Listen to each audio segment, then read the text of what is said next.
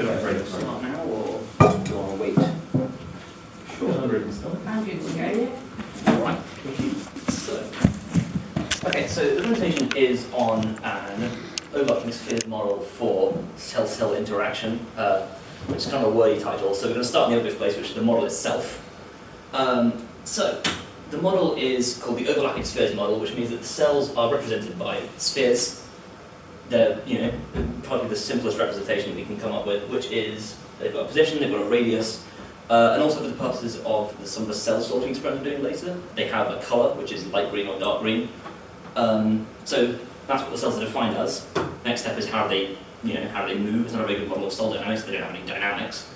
So the key assumption is we have a very low Reynolds number in the environment, which, to cut the mathematics short, basically means that the rate of change of position, the velocity, is just proportional to the force on the cell divided by a drag coefficient, which is we just set as a constant because it's easier. Of course, now the next natural question is, what's the force? Well, the force is the sum of the forces on the cell that are applied to it by its neighbours, which is this, because I'm running out of symbols, so I have to use the fractal font, which of course gives the next question, because I've just kicked the can down the road further. What's the neighbours of the cell and what's the force between cells? Well, the neighbours of the cell are just defined as the cells that are within this interaction radius, which is 5 radii for the purpose of this. Any cells that are further apart are considered to be too far away, so they have no force impact. What does the force function look like? Well, it looks like this horrible mess, which we're not going to look at because it's too complicated. We're going to look at the nice graph instead. Key features of the graph are at a separation of there's one, which is 2 radii, so when the cells are just touching, but not overlapping or pulled apart, there's no force, so it's like a nice equilibrium. If you try and push the cells together, the force gets very repulsive very quickly, so the cells are quite firm, and they don't want to be compressed. If you pull the cells apart, they will try and pull themselves back together, but if you pull them further and further apart, the force drops off as they leave each other. This model is called the generalized linear spring, or at least that's what it's called in the papers. I've just used it because that's what was the one given, and it seems to work quite well, unlike a few of the other functions I tried. So now we've got the function, we've got how the neighbours work, we've got how to translate the function into making the cells move around, we've got to put it all together. So we have the equation of motion from earlier, we substitute in our forces, and this isn't quite done, because for it to work and have the nice cell sorting experiment that we want to do later, we also have to add a random motion term. This is just a Brownian motion, essentially, which means that it just has Gaussian increments.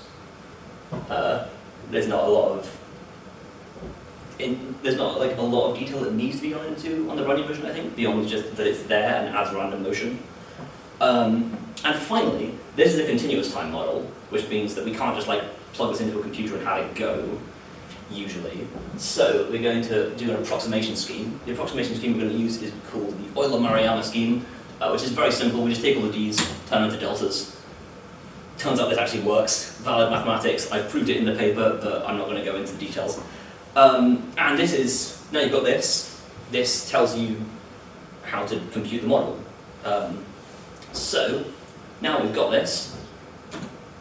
We need to take, because this is the picture I showed at the start, this is really small, right? There's only 16 cells, so you can't do much with that. And therefore, in order to make it bigger, better, more interesting, we scale it up to 400 cells. This is 20 by 20, which is great for, gives you a lot of fun things to do with it. But the problem is, it's quite slow. So, the next step, optimizations. How do we make it run faster? So, it turns out that the best place to focus our attention on this equation of updating the model, the force function is just the force function, you just evaluate it. The random increment is just a random increment, you just pull it out from the standard library. They're not really optimizable. The interesting place to optimize is the neighbours. How do you compute the neighbours of each cell? So the naive method looks like this. You pick a cell. To find out whether any other cell is neighbour to it, you just check every single other cell, and you see, is it within the interaction radius? If so, it's a neighbour, done. Which is fine, it works, but the problem is there's 400 cells, every cell checks every other cell, so you've got about 160,000 neighbor checks every time step, which is kind of slow. And so we can do better. And the way we can do better is via a method called, is by first realizing that, each cell only has about 80 neighbors on average because the interaction radius is quite small. So there's no point in checking, is this cell neighbors with, I don't know, this one down here? Because the answer is obviously not. They're really far apart.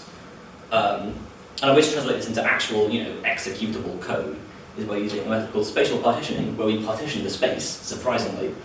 We divide the space into boxes, and so if we are very careful and we make sure that the box size is at least Rmax, the interaction radius, then we only have to check the box a cell is in and the boxes that are next to it. So for example, if we're checking this cell, we only have to check these 9 boxes.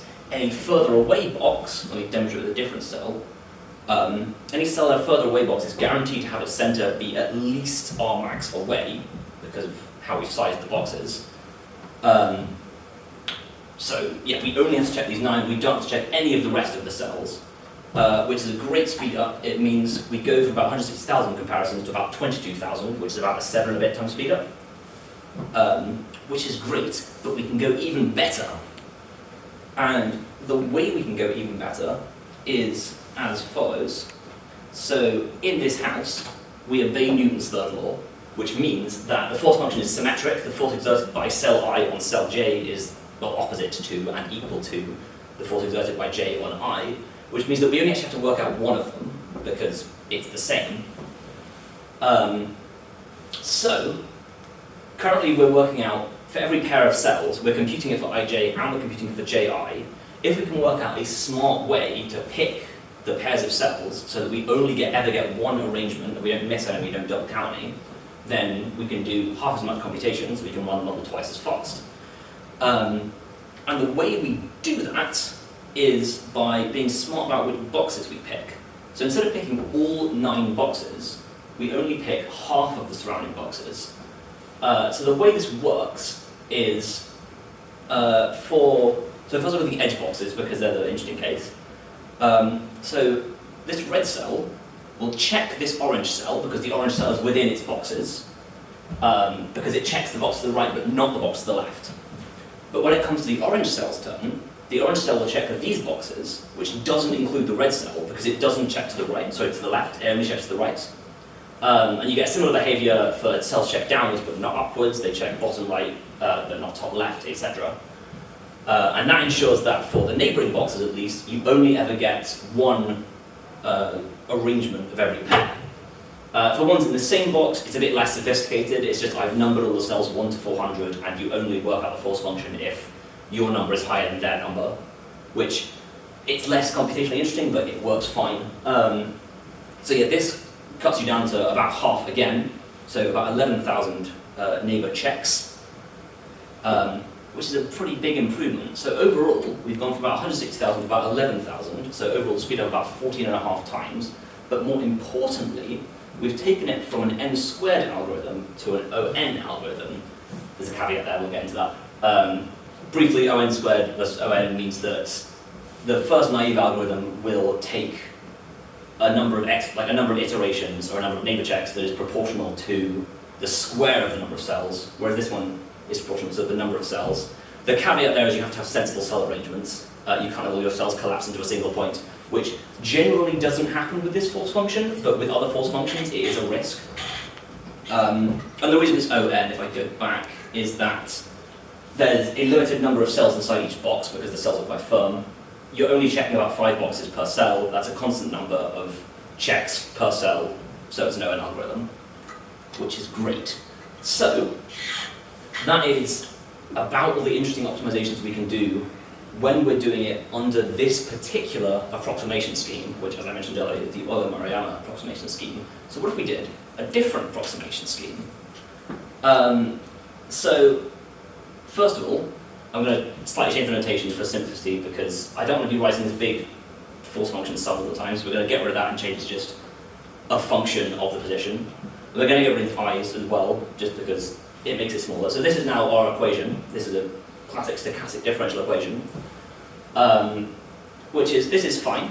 So when we're doing the Euler-Mariano approximation, it looks like this, making into deltas. Very simple approximation, very easy to compute, but the problem is that you need very small time steps for it to be stable. If you try and make the time step bigger, it gets very unstable, it goes all over the place, you have a bad time. So the idea is, if we pick a more complicated and higher order approximation scheme, then hopefully we can increase the time step enough to offset the increased computational complexity of the more advanced time scheme.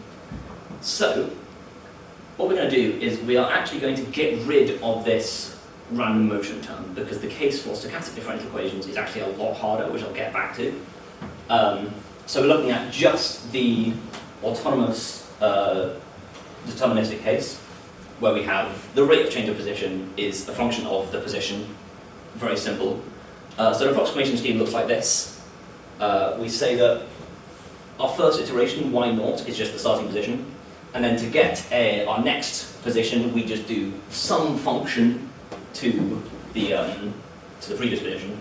So it's very simple. It's just, you go through step by step. And you want that your actual real position at time n delta t is about equal to your nth approximation, is what you hope. And if you've chosen a good approximation scheme, this will be mostly true. So, here's some specific schemes. First of all, we have the forward Euler scheme, where to get the next step, you just take the rate of change, that's f of yn, or the approximated rate of change. You multiply by the time step, you add it onto your current position. Very simple. This is just the deterministic version of the scheme we're using for the actual model. So it works fine, it's good.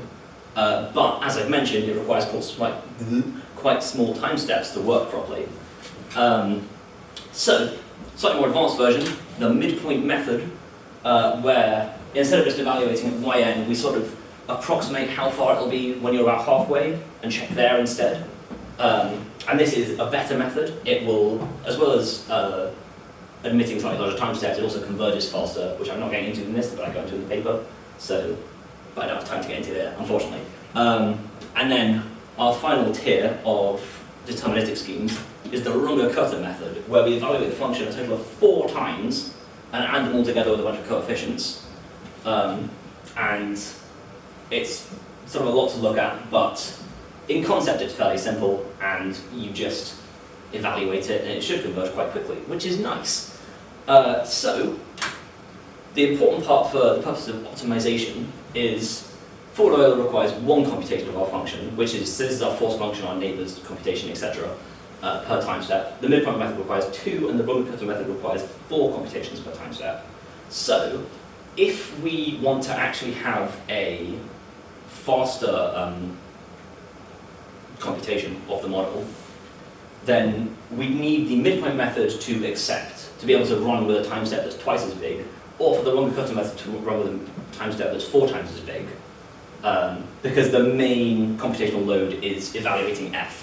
The adding together the bits of the approximation scheme isn't as computationally difficult. So, next obvious question is, what's the results? And the answer is, unfortunately, it's not very good.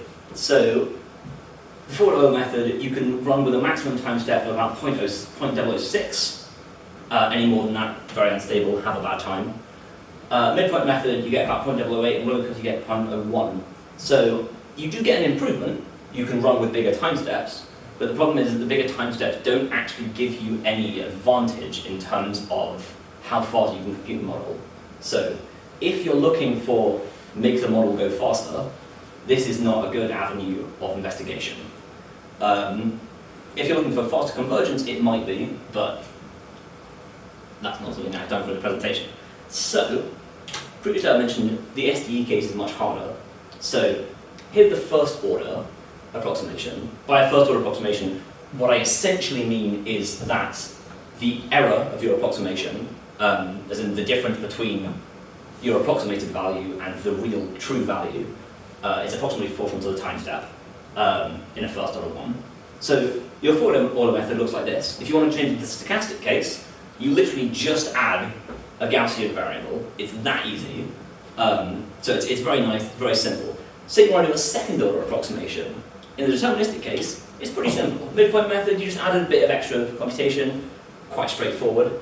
If you want to do the stochastic case for this, you might think, I'll just add the Brownian, the Gaussian variable in a few times.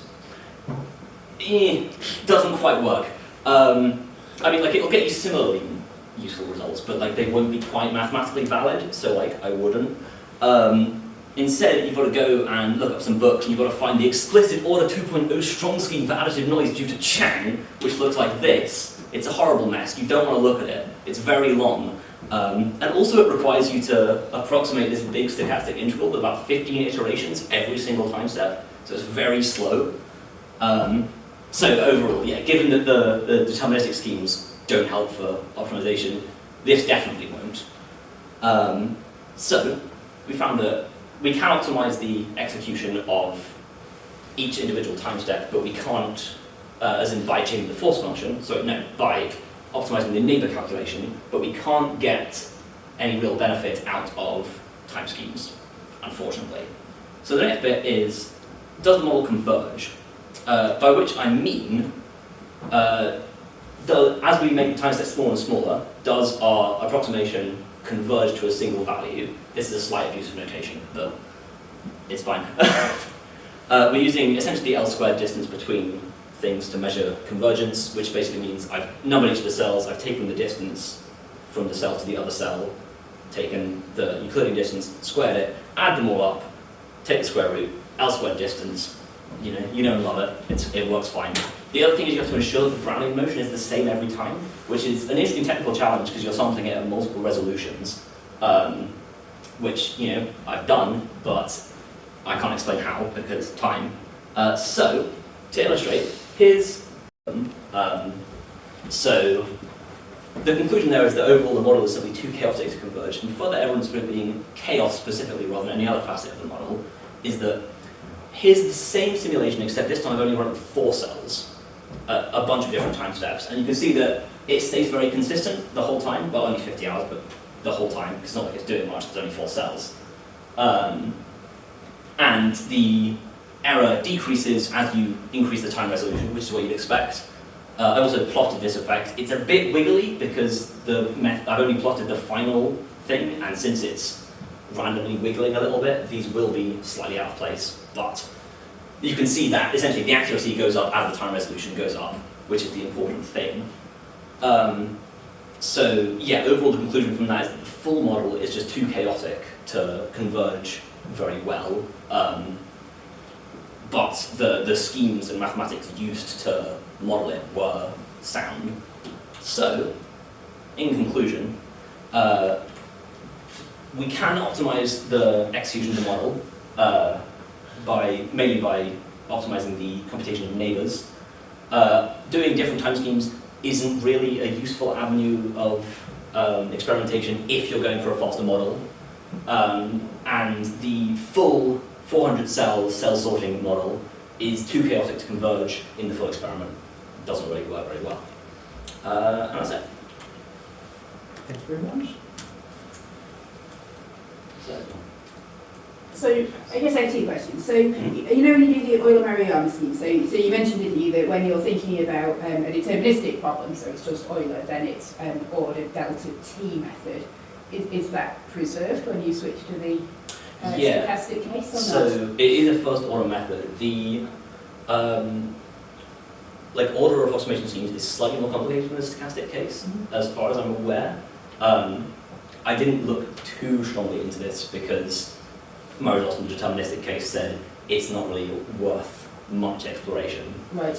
But yeah, the Euler-Maruyama scheme is a first order scheme.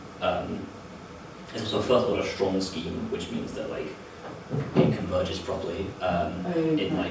It sticks to the sort of continuous Brownian motion.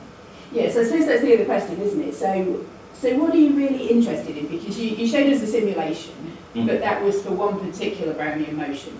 And presumably if you had a different one, because you're just generating random numbers, right? Every time you do a step of Euler-Maruyama. Presumably if you had different random numbers, your solution would have looked very different. So I mean, is even doing one simulation meaningful, or do you want to do lots of simulations and average? I guess my real question is, what's the underlying physical thing that we're trying to model and learn? So specifically, the thing we're trying to model is, well, in this case, we're modeling cell sorting via differential adhesion, which I realise I actually managed to skip over the differential adhesion part of the force function. Basically, the only thing you need to add to the force function to do this is that if the cells are different colours, they're attracted to each other 10 times less. Oh, right. And that's the only effect you need to add to make them sort themselves. Okay. That was present in the. That was present in the images near the end. It was, Yeah. wasn't it? Yes. And that's why they actually sort themselves and do interesting things, as opposed I to... did one. Yeah. No, I managed to skip that, unfortunately. But yeah, so the Brownian motion is... the main reason I've put the effort to make the Brownian motion consistent is that it makes testing whether the model actually converges like a possible thing to do, given that it's a stochastic model. Mm-hmm. But yeah, if you're going to actually use this model for simulation, you obviously do want to do a lot of like several runs with different cell arrangements, well, possibly the same cell arrangement, but in this particular case it'll be different, different random forces, Well, I think that's etc. the key bit, isn't it? Yeah. Yeah. I mean, also given that like the results here have showed that the system's very chaotic, you also need to, if you want to have confidence in your results, you'll also need to very slightly vary your initial conditions, because I mean, as shown, like since even changing the time step makes it go completely different in results, Mm-hmm. you want to make sure that any other very slight change in the initial condition doesn't also completely change your results, so you don't have false confidence in them. Right. Gosh, there's quite a lot to worry about, isn't there? Time steps, Yeah. randomness, and initial conditions. So Yeah. I can appreciate it. Yeah, overall the results are somewhat negative, but negative results are still results. Yeah, I think they're really important. Mhm. I was interested in the comparison between Euler method and Runge-Kutta. I Yeah. felt that perhaps Euler methods have done surprisingly well in that comparison. Yeah. 0.006. I didn't have a strong intuition about whether 0.006 was a big or small number, but it Yeah. came out as close to 0.01. I wondered whether is there some theory that Runge-Kutta should do better? Yeah, so in general, I think if you have a much simpler problem, I didn't do much testing of this, but if you have a simpler differential equation, so one that's say like one-dimensional rather than 800-dimensional like this one, then you can run with bigger time steps. Whereas the Euler method will need to be kept very small because otherwise it's liable to sort of shoot off to chaotic oscillations, which isn't fun for you if you want to be approximating sensible things. But yeah, in theory, the Runge-Kutta method should outperform the Euler method if you've got a simple approximation in exact science differential equation that you're trying to model. I suppose that way of looking at it would be that the complexity of the model is making Runge-Kutta Yeah, less good. exactly. Yeah, there's somewhere in my post slides. Here we are. This is I did actually test the deterministic versions. This is how they converge against each other. So the Runge-Kutta and midpoint methods, they have much higher accuracy for the same time step, but they don't actually converge much faster, which was interesting and unexpected. I think if you're modeling like a very simple one, so I think I did this in like the 2-cell case, which is the absolute simplest. It works slightly better and gives you better results, which I don't think I have that picture in here, but this is with I think 25 cells, and it just sort of goes all over the place, which means that I think even on a small scale, it just doesn't give you the convergence behavior you expect. So the model is inherently quite chaotic and hard to predict. I've just noticed that time is backwards on this graph. Time is, the Sorry. axes are a little bit skewed with, but essentially going this way means you have a higher time resolution, going this way means you have a higher accuracy. Oh no, there's deltas in there. Yes. That's why it's backwards. Because it's a lower in scale, but there's... Sorry, this chart was Yeah. too much for me at this stage, but I take it that there's work behind this that you thought about. Yeah, this one, as a post slide, I sort of just lifted it straight from the header. But yeah. Again, Everything else for me.